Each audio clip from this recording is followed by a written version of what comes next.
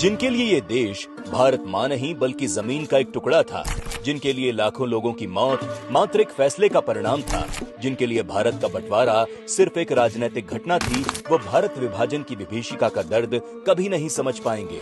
देशभक्ति का दम भरने वाले नेताओं के सामने 1947 में भारत को धर्म के नाम पर महज एक लाइन खींचकर बांट दिया गया और सत्ता के लिए नेहरू से लेकर जिन्ना तक की खामोशी ने 10 लाख लोगों की जिंदगियों को निगल लिया। 1 करोड़ 30 लाख से अधिक लोग एक रात में बेघर हो गए और हजारों महिलाएं अपहरण और बलात्कार की भेंट चढ़ गईं। राजनीति से दूर दूर तक कोई वास्ता न रखने वाले लाखों निर्दोषों की जान जा रही थी, लेकिन सत्ता के लालचियों के कपड़ों पर एक सल तक नहीं पड़ी थी।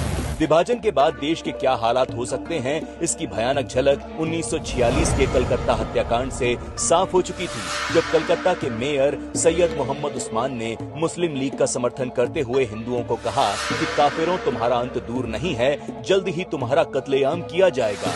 और देश को बांटने की जिद पर अड़े जिन्ना ये कह रहे थे कि हमें या तो विभाजित भारत चाहिए या नष्ट भारत।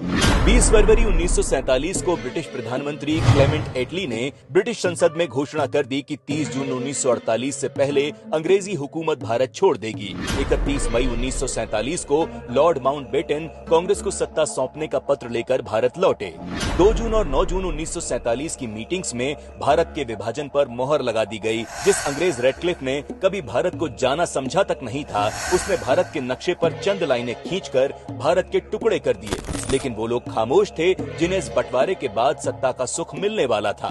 14 अगस्त 1947 को कांग्रेस के मौन समर्थन से मां भारती के टुकड़े हो गए और भारत पूर्वी पश्चिमी पाकिस्तान सहित 3 टुकड़ों में बंट गया।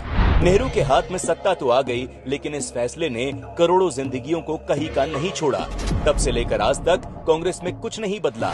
नेहरू जी के समय भूख प्यास अत्याचार से पीड़ित हजारों हिंदुओं को भारत की सीमा में नहीं घुसने दिया गया था और उन पीड़ितों को न्याय देने के लिए जब मोदी सरकार सीएए जैसा कानून लेकर आई तो कांग्रेस ने दशकों बाद भी उसका विरोध किया। विभाजन के इस पाप को छिपाने के लिए कांग्रेस ने दशकों तक देश को मिले इस दर्द का जिक्र तक नहीं किया, लेकिन विभाजन के समय अपना सब कुछ खो देने वाले देशवासियों को याद करते हुए मोदी सरकार ने 14 अगस्त को विभाजन विभीषिका स्मृति दिवस घोषित किया ताकि आने वाली पीढ़ियां विभाजन के दर्द को समझ सकें। 14 अगस्त को मोदी सरकार द्वारा घोषित किए गए विभाजन विभीषिका स्मृति दिवस को पूरा देश विभाजन के समय अपने प्राण गंवाने वाले एवं विस्थापन के दर्द को झेलने वाले लाखों भारतवासियों को नमन करता है।